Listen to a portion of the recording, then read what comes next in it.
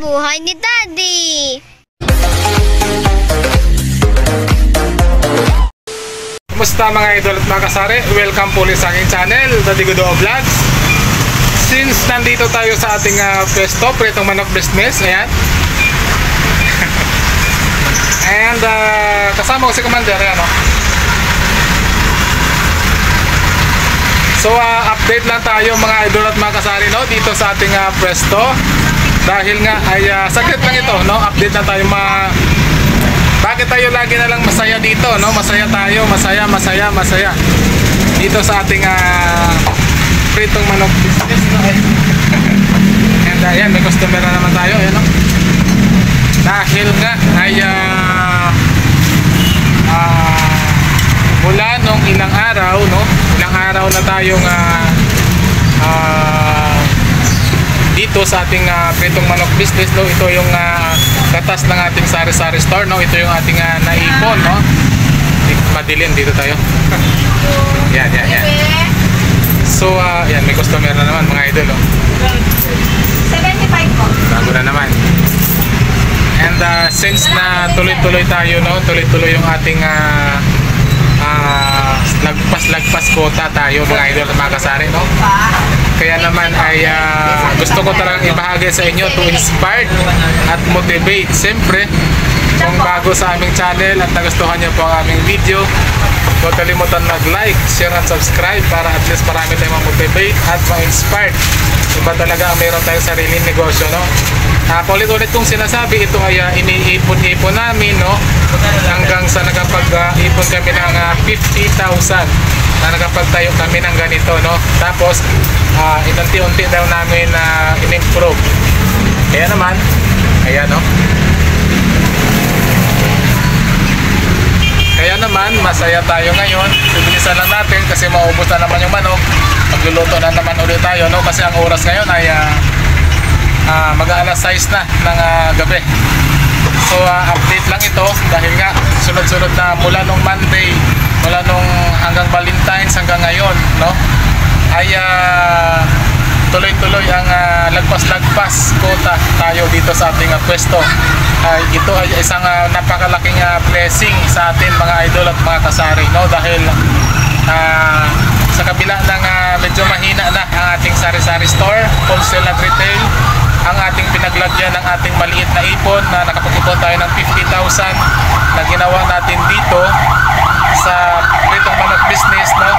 Ito palagi kong sinasabi na sana pag nag-ipon tayo ay sa ibang source of income. Bakit ko sinasabi yan? Bakit ko ginawa itong Pritong Manok Business or hindi ako nagdagdag ng isang branch ng sari-sari store, no? Iniba ko yung business na pinasok ko, ito yung sari-sari store. Pasensya na kayo mga idol mga sari dahil maingay dito. And nandito ako sa sulok. Ayan o, sulok na. Dahil ito yung napili natin, no? Ito yung napili natin na magiging source of income, no? Yung pangalawa nating source of income maliban sa sari-sari store. And siyempre yung ating piso wifi, no? Tatlo yung ating piso wifi. Isa sa tindahan natin doon sa sari-sari store, isa rin dito. Ayan. And doon sa ating kumari natin, no, meron doon isa din sa tindahan niya. So yun ang ating source of income. Kahit pa paano ay nakakaraos naman tayo. So ngayon ay nag-update ako dahil nga itong week na ito talaga ay grabe ang ating hataw tayo, no? Kung talagang hahatawin ko pa mga idol mga sari at aagahan ko pa dito ay lalo pa talagang makakarami tayo. Kaso lang ay tawag dito ay hindi nakakayanin dahil wala tayong tao, no? Kaya naman ay masaya tayo. Yung makakaya lang natin, huwag na natin pilitin yung hindi natin kaya, baka mapasama pa tayo, no? And masaya tayo, no? Shoutout nga pala sa aking kapatid nga nagbigay sa akin ng sombrero, ayan, no? Nung birthday ni Commander last February. So February hindi ko lang sasabihin. So yun, maraming salamat sa regalo na sombrero. And yan, kasama ko si Commander dito ngayon. Ayan, kagabi kasama ko rin siya. Kaso yung mga Girl Scout yung aking anak, no? Gabi na sa dumating dito, pero talaga naman kinaya ko, pinilit kong kinakaya dito kahit mag-isa lang ako, no? Ay nag-aantay na lang yung mga customer dahil nga ay napakaraming pila-pila tayo. Maliban sa sisig, meron pa tayong manok, no? And tuloy-tuloy nauubusan, no? Kasi nga alalay lang din yung luto natin, no? Pero masaya dahil kahit pagod tayo, ilang araw, ilang oras lang naman, no?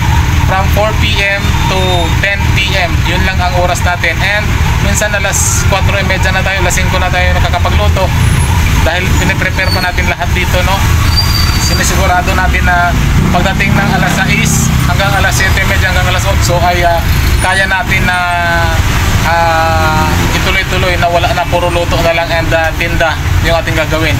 Dahil nga ay hindi na tayo makakagawa na ibang gawain pa pagdating ng ganyang oras dahil tuloy-tuloy na yan. Mga idol, mga kasari, ngayon nag-uumpisa na yung bilihan, no, ng mga customer dahil nga gabi na rin, mag-alas 6 na, mag-uumpisa na to.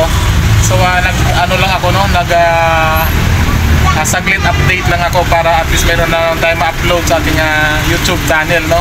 And siyempre huwag nyo naman po kalimutan na i-like, share, and subscribe, no, para at least marami tayong ma-motivate at ma-inspired. Siyempre huwag naman po skip ang ads dahil para naman makatulong din tayo sa iba. Kung nakikita nyo sa aking mga vlog, kapag meron tayong nakikita na kawawa na mas karapat-dapat na tulungan, ay tinutulungan po natin yan kahit hindi pa tayo nakapagsahod noon pa. So ngayon ay kahit papano ay meron tayong kinikita sa vlog and kasikreto natin ginagawa na tinutulong natin sa iba yung maabot sa ating mga kaya, mga idol, mga kasari. So yun lang, no. And masaya tayo ngayon dahil nga ay tuloy-tuloy ang kahit nakabila na meron tayong kompetensya. Ayan, mga idol, ayan, no. Meron tayong Andox, meron tayong isa pa yung Remis, no. So sa tapat natin ay dalawa ang ating kompetensya, pero kahit paano ay nakakabawi tayo ng sobra-sobra sa quota, no. Minsan wala silang customer, tayo may customer. Minsan tayo walang customer, sila maraming customer. Ano lang. Pero ang mahalaga dito, mga idol, masaya ay hindi natin sila tinuturing na kalaban, kundi ginagawa natin inspiration, no. Sana ay magiging tulad tayo sa kanila na malakas din, no. Kaya naman ay nagpapasalamat tayo sa ating mga customers dito and siyempre kay God na sobra-sobra sa quota mula pa nung Monday hanggang ngayon na Saturday. Bukas Sunday ay wala na naman tayong tinda rito, no. Magpapahinga tayo every week, every Sunday para mabigyan natin ng oras ang ating pamilya. Kaya naman ngayon ay masayang-masaya na sinasabi ko sa inyo dito na talaga naman hindi ako nagsisi na itong pinili ko na other source of income sa aming naipon na maliit, no, sa sari-sari store business namin. Nung malakas pa ang aming sari-sari store na puno pa yung aming wholesale and retail, ay nakapag-ipon tayo kahit paano man lang. So mas maganda na gano'n ang gagawin natin, mga idol, para at least ready tayo kung mahina man natin sari-sari store ay meron tayong other source of income maliban sa ating piso wifi. Ang piso wifi natin mga idol, mga saray, umaarangkada rin. So ngayon ay update lang ito dito sa ating Free to Manok business. So yun lamang, no. Maraming salamat sa lahat ng suporta, lahat ng hindi skip ng ads, no, para at least marami tayong matulungan din at ma-motivate. Simple lang tayong tumutulong, hindi na natin binibidyo, no, hanggat maaari, para at least ay hindi yung hindi yung pinapakita, no, and kumikita rin, no.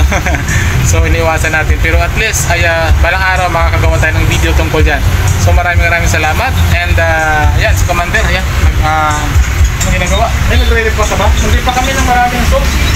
So yun lamang, God bless, mabuhay tayong mga Pilipino. Bye.